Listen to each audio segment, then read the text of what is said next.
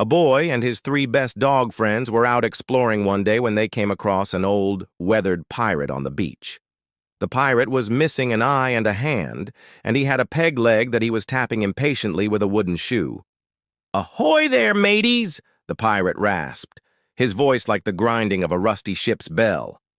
"I be Captain Pegleg Pete, and I be wantin' to give ye a message." The boy stepped forward.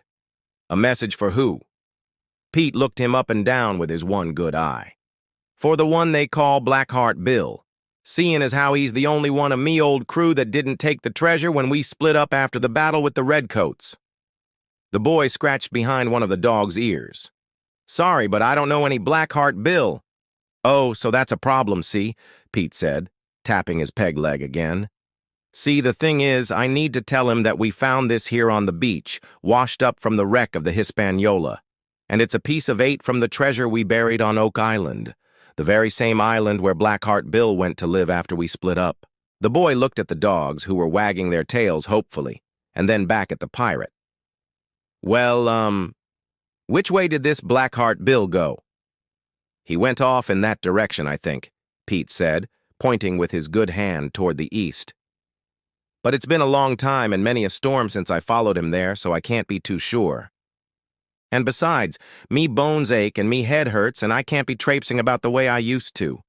Ah, but if only I could find him, I'd give him this piece of 8 and get him to come back with me to search for more treasure on the island." The boy thought for a moment.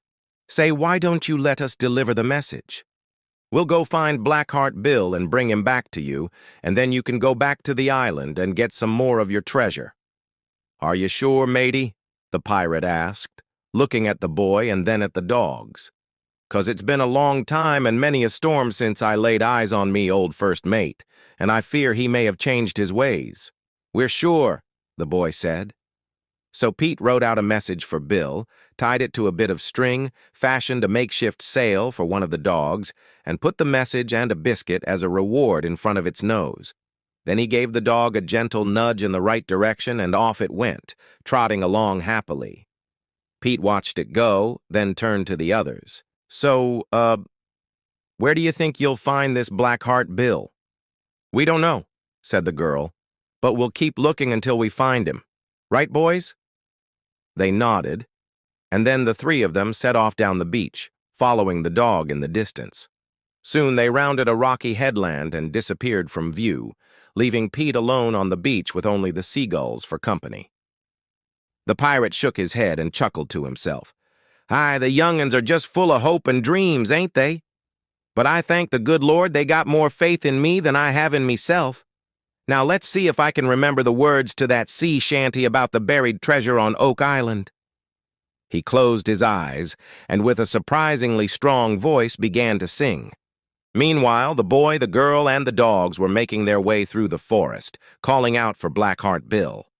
After a while, they heard a gruff voice call out, "Who's there?" They stopped and listened. "Who goes there?" the voice called again.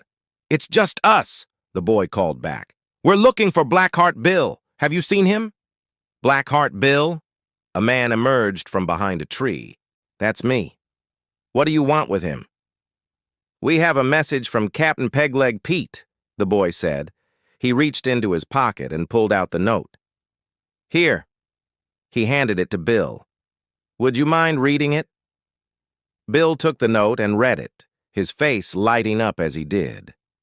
"Well, I'll be damned," he exclaimed.